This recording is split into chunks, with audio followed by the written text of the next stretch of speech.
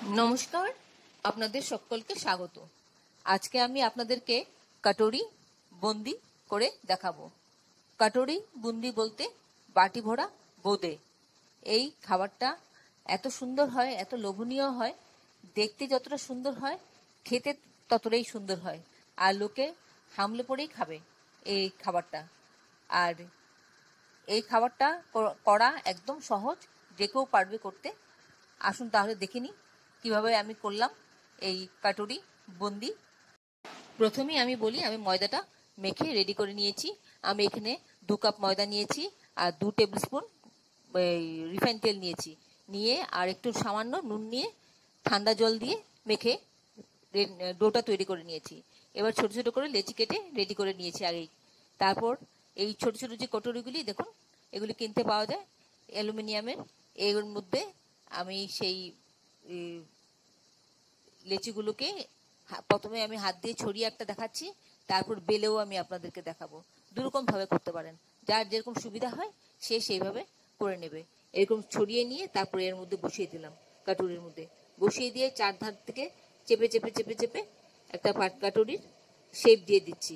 আর extra যে ময়দাটা থাকবে সেটাকে আমি বার করে দেব, উপর দিয়ে বার করে দেবো আমি সেটা। দেখুন আমি কিভাবে করছি, ঠিক এইভাবে চেপে চেপে চেপে চেপে গায়ের মধ্যে চেপে দেবো, তাহলে ডিজাইনটা উঠবে আর কাটুরিটা দেখতেও সুন্দর হবে।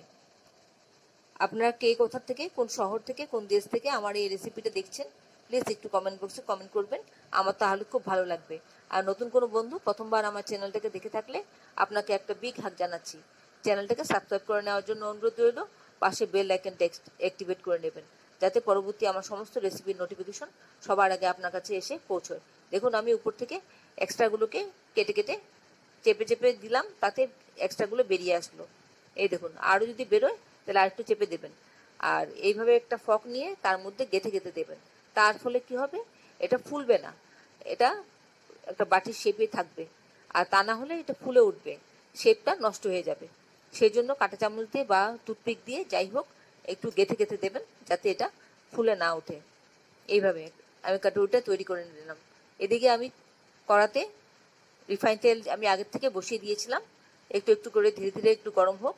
কারণ খুব বেশি তাপে কিন্তু দেওয়া যাবে না, প্রথমে ধিমি আছে আস্তে আস্তে আস্তে করে মিডিয়াম ফ্লেমে এটাকে গরম হতে দিতে হবে। এইভাবে বসিয়ে দিলাম, বসিয়ে দিয়ে উপর থেকে তেলটা আস্তে আস্তে তুলে তুলে দেবো। এভাবে তুলে তুলে দিলে কি হবে, ভেতরটা ভাজা হয়ে যাবে আর নিচের দিকটা তো তেলের ভিতরে আছে, সেটা তো হবেই ভাজা। এইভাবে আস্তে আস্তে আস্তে আস্তে ধিমি ধিমি আছে আছে এইভাবে মিডিয়াম ফ্লেমে ভেজে নিতে হবে। দেখুন আমি কিভাবে ভাজছি। আপনারা যারা এখন পর্যন্ত আমার চ্যানেলটাকে সাবস্ক্রাইব করেননি, ঝটপট সাবস্ক্রাইব করে নিন। আপনাদেরকে আমাদের মাঝে দেখতে পেলে আমাদের খুব ভালো লাগবে। এইভাবে অল্প অল্প করে তেল দেবো আর ভেজে নেবো। এইভাবে আস্তে আস্তে দেখবো, দেখা যাবে যে বাটির থেকে এটা ছেড়ে আসছে। যখন এই যে বাটির থেকে ছেড়ে আসছে, এখন এবার আস্তে করে তুলে বার করে দিলাম। আর এইটাকে বাটিটাকে তুলে নিলাম, অ্যালুমিনিয়ামের বাটিটাকে। আর ময়দার বাটিটা তেলের মধ্যে রইল। এবার সেটাকে ধীরে ধীরে ভেজে নেব। আর একটু কম ভাজলে বেশি ভালো হতো। যাক গিয়ে আমি আপনাদের দেখাতে গিয়ে একটু বেশি ভাজা হয়ে গেছে একটা। এবার আমি তুলে নিচ্ছি, এটাকে তুলে নিয়ে সরিয়ে রাখছি, নামিয়ে দিলাম এইভাবে। আর এবার আরেকটা আমি বসিয়ে দিলাম। দেখুন আমি আরেকটা রেডি করে রেখেছিলাম, সেটা আমি বসিয়ে দিলাম।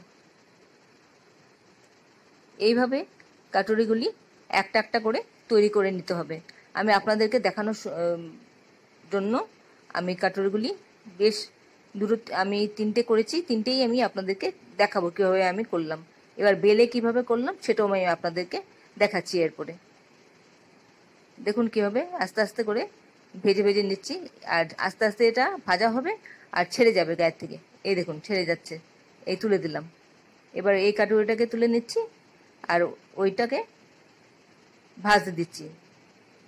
এইভাবে ভেজে আস্তে আস্তে ধিমি আঁচে ভেজে নেব। দুটো ভাজা হয়ে গেল। এবার আরেকটা দেখাবো আপনাদেরকে কীভাবে আমি বেলে করলাম, করে তারপর কাটুরিটা তৈরি করলাম, সেটাও আমি আপনাদেরকে দেখাবো, যাতে আপনাদের সুবিধা হয় বুঝতে। এবার হালকা হালকা করে ভাজবো, ভাজা হয়ে গেলে পরে তুলে নেব। তোলার পরও কিন্তু এটা কুক হতে থাকবে, খানিকক্ষণ ভাজা হবে। এটা যতক্ষণ গরম থাকবে ততক্ষণ এটা ভাজা হতে থাকবে। এবার আমি দ্বিতীয়টাও তুলে রেখে দিলাম। এবার আমি আপনাদেরকে বেলে দেখাচ্ছি কিভাবে বেলে আমি কাটুরিটা তৈরি করলাম। প্রথমে আমি লেচিটাকে নিয়ে বেলে নিচ্ছি, মোটামুটি করে পাতলা করব, খুব বেশি পাতলা করব না। খুব বেশি পাতলা করলে আবার বাটিতে মধ্যে সেট করা যাবে না। এবার বাটির মধ্যে দিয়ে দিলাম। বাটিটা অলরেডি আমার তেল দিয়ে গ্রিস করা আছে। চারিদিকে এইভাবে চেপে চেপে লাগিয়ে দেবো। আর উপর থেকে এক্সট্রাটা এই দেখুন কেটে বার করে দিচ্ছি, এরকম চেপে চেপে। চেপে দিলে উপর থেকে কেটে বেরিয়ে আসবে। তারপর ভালো করে চেপে চেপে লাগিয়ে দেব। ভালো করে চেপে চেপে লাগানো হয়ে গেলে পরে আমি এর মধ্যে কি করব, ফর্ক দেব, একটা কাঁটা চামচ নিয়ে নেব, নিয়ে বাটিটার চারিদিকে গেঁথে গেঁথে দেব, যাতে এটা ফুলে না যায় লুচির মতন। আর এইভাবে গেঁথে দিলে এটা আর ফুলবে না, এটা বাটির শেপে থাকবে। তারপর একটু ঠিকঠাক করে নিচ্ছি, করে নিয়ে আমি এবার তেলের মধ্যে দিয়ে দিলাম, মিডিয়াম ফ্লেমে ভাজতে দিয়ে দিলাম। এটা ভাজা হচ্ছে এখন। আশা করি আপনাদের ভালো লাগছে আমার এই রেসিপিটা। আমি আপনাদেরকে বোঝাতে পারছি সমস্ত কিছু ডিটেলসে। যদি ভালো লেগে থাকে তাহলে একটা লাইক দেবেন অবশ্যই, আর বন্ধুদের সাথে অনেক অনেক শেয়ার করবেন। আর যারা আমার চ্যানেলটাকে এখনো সাবস্ক্রাইব করেননি তারা সাবস্ক্রাইব করে নেবেন। আপনাদেরকে আমাদের মাঝে দেখতে চাই। এইভাবে মিডিয়াম ফ্লেমে ঘুরিয়ে ঘুরিয়ে ধীরে ধীরে ভেজে নিতে হবে। তারপর দেখুন অটোমেটিক ছেড়ে যাবে, তখন এটাকে বার করে নিতে হবে। বার করে নিয়ে তখন ডিরেক্ট তেলের মধ্যে এটা আর একটু ভাজা ভাজা করে নিতে হবে, সুন্দর করে উল্টিয়ে পাল্টিয়ে ভাজা ভাজা করে নিতে হবে। এইভাবে খানিকক্ষণ ভাজা ভাজা হয়ে গেলে পরে আমি কাটুরিটাকে বার করে নিয়ে নেব। এটা বার করার পরও কিন্তু খানিকক্ষণ কুক হবে। যতক্ষণ কাটুরিটা গরম থাকবে ততক্ষণ ও ভিতরে ভিতরে কুক হতে থাকবে। এটা বানানো একদম সহজ, সবাই পারবে বানাতে। অবশ্যই আপনারা একবার বানিয়ে খাবেন এভাবে। কটুরিগুলি আমার রেডি হয়ে গেছে। এবার এর মধ্যে আমি বোঁদে দিয়ে ফিল করছি। আমার দুটো বাটি কাটুরি ভরে নিয়েছি, এবার থার্ডটা ভরছি। এবার বোঁদে দিয়ে এইভাবে ভরে নিতে হবে।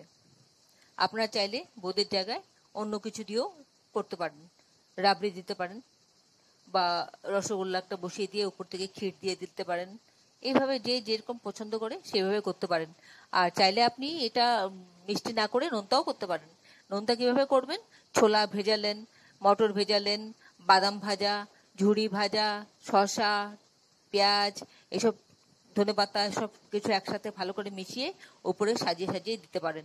যে যেরকম পছন্দ করে সে সেভাবে পরিবেশন করতে পারেন। তবে খেতে দারুণ লাগে, এটা বলতে পারি। তারপর বোঁদের উপর দিয়ে আমি একটু ঝুড়ি ভাজা দিয়ে দিলাম, তাতে খেতে বেশ ভালো লাগবে, একটু নোনতা নোনতা মিষ্টি মিষ্টি লাগবে। আর একটা করে লাল বোঁদে দিয়ে গার্নিশ করে নিচ্ছি, যাতে দেখতে আরো সুন্দর লাগে। আপনাদের এতক্ষণ ধৈর্য ধরে আমার এই রেসিপিটা দেখার জন্য আপনাদেরকে অসংখ্য অসংখ্য ধন্যবাদ। আপনারা সকলে ভালো থাকবেন, সুস্থ থাকবেন, ঈশ্বরের কাছে কামনা করি।